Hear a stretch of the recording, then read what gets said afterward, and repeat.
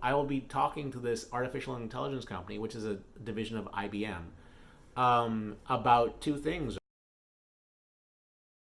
Hi, I'm Alex Anders, and this is the Bisexual Romance Author Vlog. So, I decided to do a quick video. I notice my background is different because I'm feeling a little overwhelmed this week. And I'm feeling overwhelmed for a lot of reasons, which I'll try and share with you quickly. First of all, Amazon deleted my account again. Those freaking bastards! Those freaking bastards! Okay, well, that's just... So they deleted my account because they said it's associated with my original account. Hey, I am on perfect legal grounding the way I was publishing my books recently. They decided to delete it, but they have in their terms and agreements that they have the right to delete anyone's account for any reason, and they decided to delete my account for whatever reason. So now I know a couple of things. I know previously, like, they associated those two accounts because I was publishing my old books as a part of my anthologies in that account. So I can't do that. And I was doing that because that was the only way I was able to make a living. By having, like, once a person gets one book, they get and read the first book, which is a new book, and then just continue reading the rest of my catalog. And it was what was allowing me to survive. Can't do that anymore. So,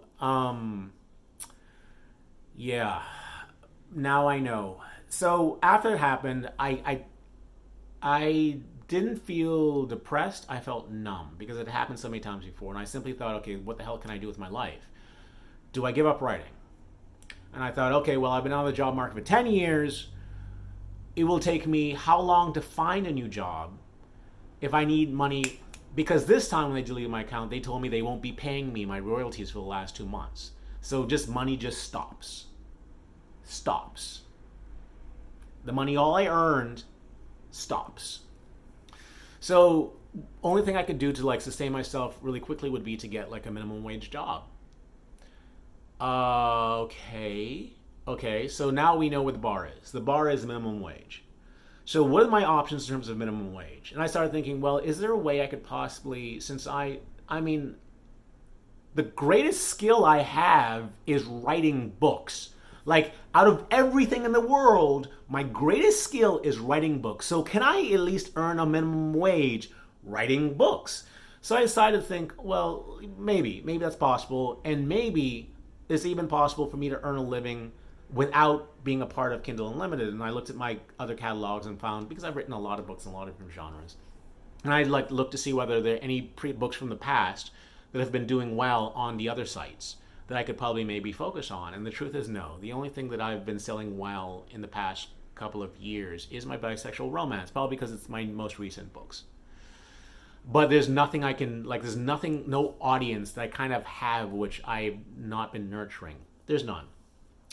So the only thing I could possibly do is write, like, the only big opportunity I have is to write bisexual romance. And it only makes sense because, of course, I have everything in my life revolves around bisexuality. So yeah, that makes sense. So once I kind of settled on that, like, minimum wage, is it possible to get a minimum wage income writing books?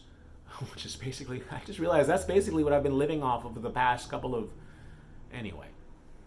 Anyway, so I started thinking like that, and I went, okay, well, I had that big plan a couple of weeks ago where I decided that every book I wrote from this point forward would be immediately turned into German and French, and then into an audiobook.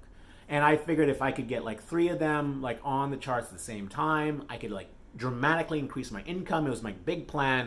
And I started thinking, well, does Amazon deleting my account actually affect that plan in any way? Because I actually wasn't looking at it in terms of any of the books I published in the past. I was thinking about not even Her Best Bad Decision. I was thinking about doing it for every book moving forward. So technically speaking, it doesn't really affect me, that plan. But it does kind of strip away all the money I would make from Amazon. So, okay. that's a bit of a downer, at least in English. That's a bit of a downer. But then I started thinking about something else. So a part of the plan was the audiobooks, and of course I did Her Two Wishes in audiobook, and I've been talking about that quite a bit. But I decided to do some serious research into audiobooks, because everyone, like every article is saying in the industry is saying right now, audiobooks are booming, audiobooks are booming. People are even doing first to audio, like stories that are appearing first in audio and maybe don't even appear at all in like print or ebook. And there's got to be a reason for this. So I decided to do some really in-depth look into my previous audiobooks. So I have about 45 audiobooks that I've done between 2012 and 2016. But it's really 2012 to 2013. So I decided to look at the numbers and compare my Amazon sales, my Kindle sales of my ebooks to the audiobooks. Like just English sales on Kindle for the 40, we'll call it 45 ebooks and their 45 audiobooks. And what I discovered was quite interesting. Like just comparing those two together, I have earned, for every dollar I've earned on those ebooks, I've earned $1.50 for audiobook. Every dollar I earned with the ebooks, I earned $1.50. I never realized that. Like that's amazing. And I've had these books since 2012, and that's not something I ever realized. And then what I did, I took the last 6 months before I went through my Amazon year of hell. And I compared my earnings of those same 45 books to my earnings in audiobook. And it turns out I made, and keep in mind these books are these are 6 years old at the time. Those ebooks generated $169 of income from Amazon through the Kindle in those 6 month period I was looking at. So $169. And an audiobook, those same 45 titles, earned me $780. Wow. So that told me two things. That told me that audiobooks make more money than the ebooks on Amazon, and they have longer legs, meaning that 6 years on, you can still be generating money, much more money than you will from an ebook. Wow. And more than that, audiobooks aren't controlled by KDP. Even the books that end up on Amazon, they're controlled by a separate company, which is an Amazon company, but it's not KDP. I just have this issue with KDP. Amazon doesn't have a problem with me publishing my material on Amazon, just being a part of that per page read program. Which means that if I focus on audiobooks, I will be outside of the KDP hell, and the audiobooks might make me more money in the long run. So you guys know about Her Two Wishes. I recorded Her Two Wishes, and I was going back and forth on when I would finish it, and then I finished it, then I published it, and it went live on Tuesday. So I have some data.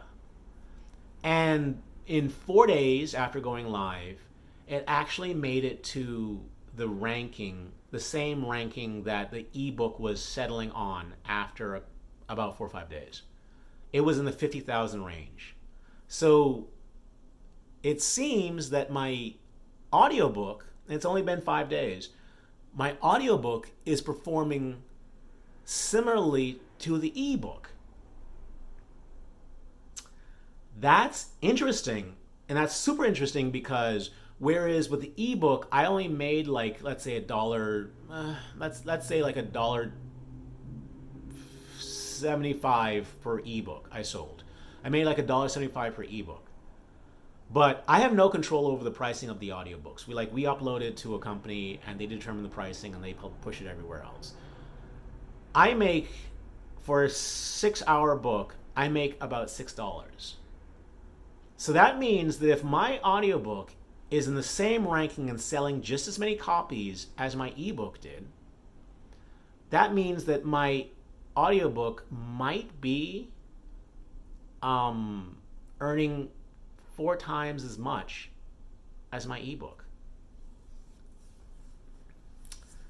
So it looks like it's possible that audiobooks will generate 4 times the income that ebooks might.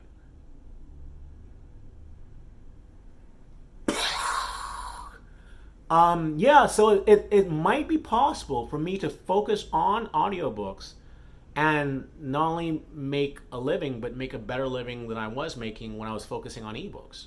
I mean, it's very possible. It's extremely possible. Now, granted, it's only been 4 or 5 days, and the ranking got up to that was without anything. That was just like I published it and then just waited, and then it just started climbing. Don't know how people found about it. In fact, the book is even in the wrong category, and I've talked to the company about getting the right category. But right now, it's listed as erotica. It's not erotica. It's bisexual romance. It's LGBT romance. It's not even listed in the LGBT category, and yet somehow this book is already ranked the equivalent of the ebook that was in the right category. Like, how are people even finding out about this? Like, who's buying these books? Because my target audience, it's not showing up anywhere where my target audience would be able to find it. So, how? And when it is categorized correctly, what's going to be the result? If it's already selling just as many as the ebook and earning 4 times as much, what's the potential? Anyway, so that's the information I've learned about audiobooks. And since this thing happened on Sunday, I came up with a plan to kind of focus on audiobooks, at least see how it goes. And I took one of my old books, my second best-selling ebook, I think ever, is a bisexual romance called Bane. And Bane, even though it's my second best-selling, it's actually a novella. So most of my novels are 60,000 words. And when I first moved to bisexual romance, I was writing novellas, and it's only 30,000 words, which means it takes me a lot shorter time to create an audiobook. And so I decided on Sunday that on Monday I would start recording the audiobook, and I did. I recorded it on Monday, Tuesday, Wednesday, and I started editing it on Wednesday, Thursday, and then I got really distracted with so many other things that are going on. So many things are going on right now.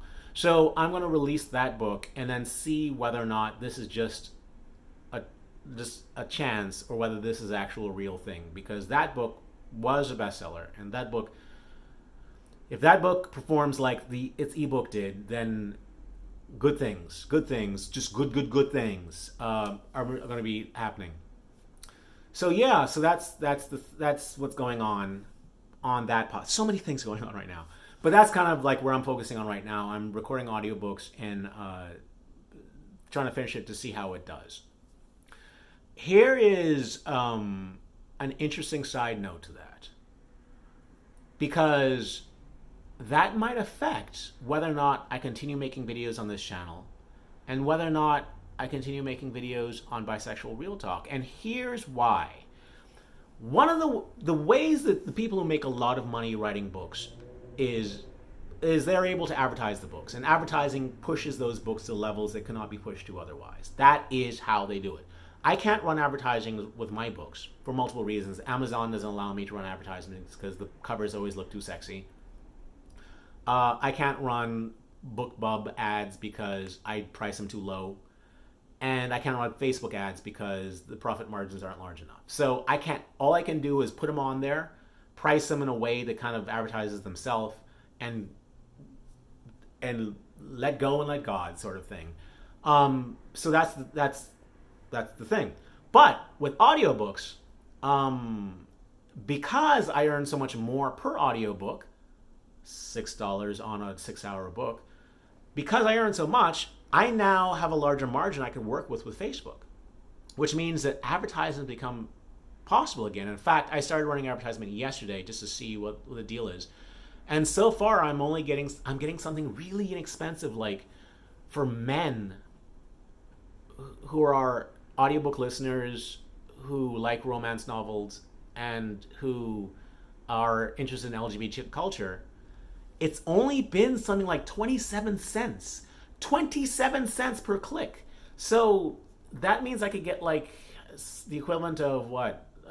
4 times 6, like 20 something clicks before I break even. Like to sell it, I could have 20 clicks and not have a sale, and have the 21 click lead to a sale and still break even, which is great. So it means it opens up Facebook for advertising again, even though I've run it. I still haven't sold any books through the advertisement. We'll see.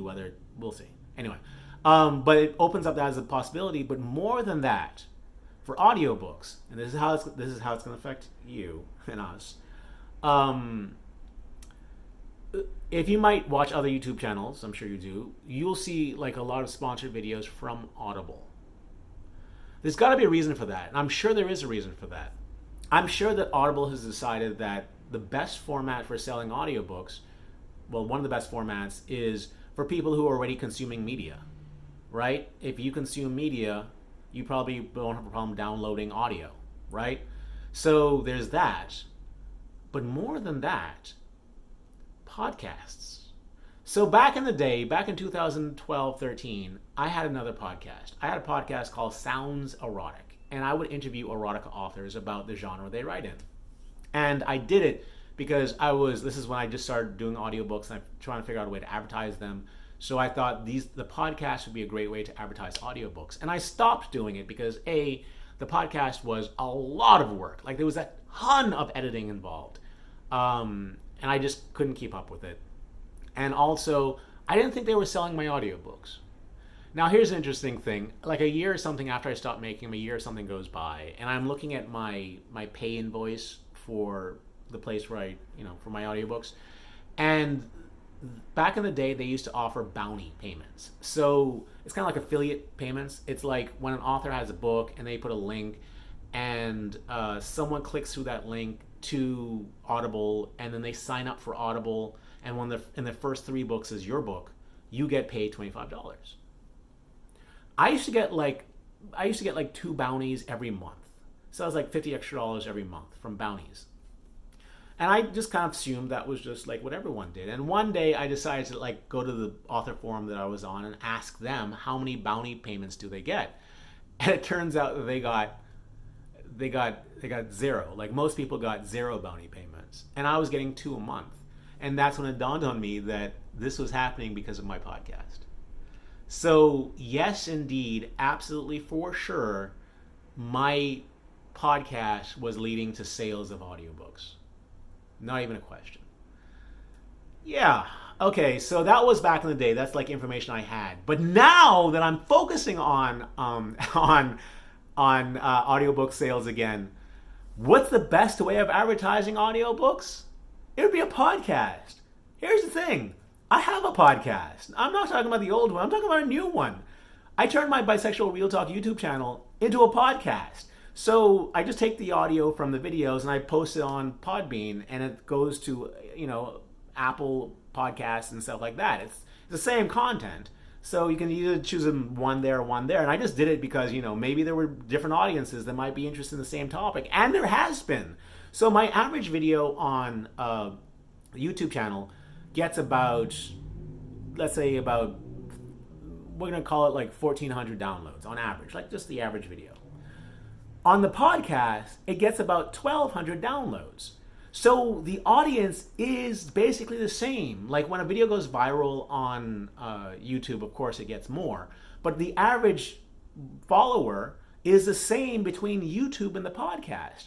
And what's the best way of selling audiobooks? It's by advertising on a podcast.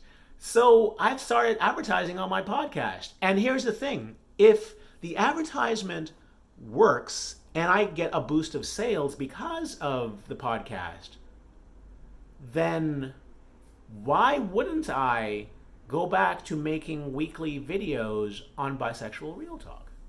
Because it is selling my audiobooks. And honestly, there's probably nowhere in the world that's a better advertisement for my audiobooks than a Bisexual Real Talk podcast. Because I do bisexual romance audiobooks, and these people who are downloading the podcast are people who are already proven that they are interested in audio content with my voice on it, talking about bisexuality as a subject. Like, these people, in fact, the way I really locked onto this was that there was someone who contacted me, maybe you're watching, who's a supporter, and they said they found me through my podcast first because they were looking for a bisexual romance audiobook and then stumbled across my podcast. So I think the overlap between podcast listeners and audiobook listeners are very, very tight. So there could be no possible better way for me to advertise my audiobooks but through the podcast, which means that if I go back to doing a video a week, then I have a lot of advertisement opportunities for the thing that I'm now focusing on. So yeah, I think what I'll do is, like I said, the advertisements just started running today. Um, I'm gonna see, and it's hard to tell whether or not like what exactly leads to a sale, like what avenue. But I think that I will see if I get 5% click throughs from the description sections of my podcast, then I will consider it to be a successful way of advertising the books and just say, yes, I'm, no matter what level my books are selling at, I'm just going to go back to making bisexual real talk videos. So, hey, if, when I get 100 downloads, if I get 5 click throughs, I'm going to go back to making real talk videos. Now, what does that mean about this channel? I can't do 2 videos a month, 2 videos a week. That's too much. Not long term. Like I could do it every so often, but I can't. So if I'm going to go back to making bisexual real talk videos, I probably won't be doing as many of these videos. But I probably think you probably care more about the bisexual real talk videos anyway. So there it is. So that's the plan. And the more interesting, or just like on a side note, and this is super, super crazy. This is so super futuristic. This is crazy. So when I decided I was going to start doing, by audiobooks for every of my ebooks, I just went out looking for stuff. And I remember listening to a podcast from someone else, and they were talking about how artificial intelligence is moving into the audiobook game. And I didn't know what she was talking about. And she had said, this is Joanna Penn, she had said that she was in talks to have a robot, an artificial intelligence, read one of her books. And that she was talking to someone else, to a narrator, saying that they have this way of, like they're looking, like this particular company is looking for voices that they could track and then just have it for sale. And then like they would be a voice, and like if an audiobook publisher wants to use their voice, the person whose voice it was created from would be paid for it. And they're looking for voices. They're looking for voices. They're looking for voices. So I decided that maybe this is something I should look into, and I found the company. And in actuality, hopefully, they contacted me finally on Friday, and I tried to set up a meeting for Monday. So possibly tomorrow, I will be talking to this artificial intelligence company, which is a division of IBM, about 2 things. About seeing what the cost would be for me to create my audiobooks using artificial intelligence voices, to see what the quality would be. I would want the quality to be at a certain level. I've listened to the samples, and the samples aren't bad, but it might be better. I mean, there might be a big difference because it's romance. When I read my romances, like I really kind of, when the sex comes up, I really get into it, and I really, and all that stuff, right? So I want to make sure it's not a huge drop. I also want to make sure the cost is effective. And also I want to talk about them printing my voice and having my audiobooks read with my voice. And that's a meeting I'm having on Monday, hopefully. If not Monday, probably Tuesday. So yeah, all very interesting things, right? Just like fascinating things. And also a side note, and this is kind of like YouTube has, if you watch YouTube videos, which you do, you'll notice that some of the videos have underneath the video, if you're watching it on like the website, or even on online, like t-shirts. Like they have like a merch shelf, it's what it's called. And I saw this, and like I already sell bisexual t-shirts, right? So I was like, I contacted them about being able to sell my merch underneath my videos, which would motivate me to make more videos. And initially they said no, because I had a copy strike against me because I was reviewing a movie, and the owner of the movie, like the company that owns it, gave me a strike because of it, because I was running a review on their movie. And then I wrote them back and said, this is only helping you. What the hell are you doing? And in which case they released their strike, and that was that. But it was kind of still on my record. So they weren't giving me, they don't give merch shelves if you have a strike, and I had a strike. But I wrote them saying, how do we clear this up? Because a strike is no longer on my account, so, how? And they never replied until a couple of days ago, and they gave me the shelf. So now they attached to Teespring. I already have a lot of t-shirts on Teespring. So they're in the process of like reviewing all of my shirts to see which ones would be eligible to be put on my shelf. And here's a crazy thing. I just found this out today, this morning. They have not approved any of my bisexual t-shirts. Now, my YouTube channel is a bisexual YouTube channel. My Teespring shirts, they're all my bisexual t-shirts. All of them. It's okay on YouTube. It's okay on Teespring. None of them have been approved. None of them. Not a single one of them have been approved. But you know what has been approved? On YouTube, I sell asexual heart flag t-shirts, right? And they sell fairly okay. So I decided to include them on my Teespring channel. What's the only thing that's been approved? It's the asexual, bisexual t-shirts. What's the only difference? The only difference between my ace shirts and my bisexual flag shirts, it's the word bisexual. So all of my shirts are being not approved, obviously for one reason, because it says the word bisexual, prejudiced.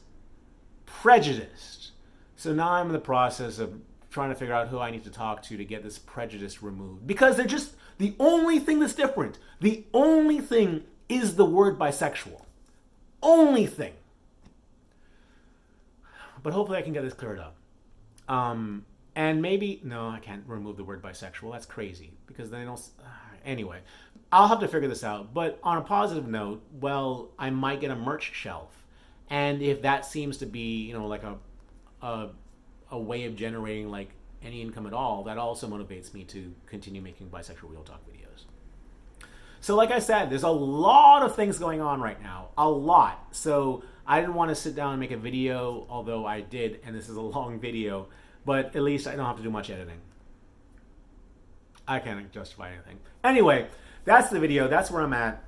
Amazon's screwing me again. But I'm moving forward with audiobooks. Audiobooks seem to be my future. I'm talking to an artificial intelligence company about turning my voice into a robot and having it read audiobooks for me. Just, what year are we living in? And YouTube's being a bigot towards bisexuals. And yeah, that's it. I'll let you know when something else happens. When I decide whether or not I'll continue making any of the videos or discontinuing any of the videos. So that's it. Till the next time, stay cooler, my bisexual and reader friends. Stay cooler. Bye. And thanks for supporting me on Patreon. Don't forget, if you know you'd like a t-shirt this month or a book, please reply to my email and let me know. I'll talk to you soon. Bye.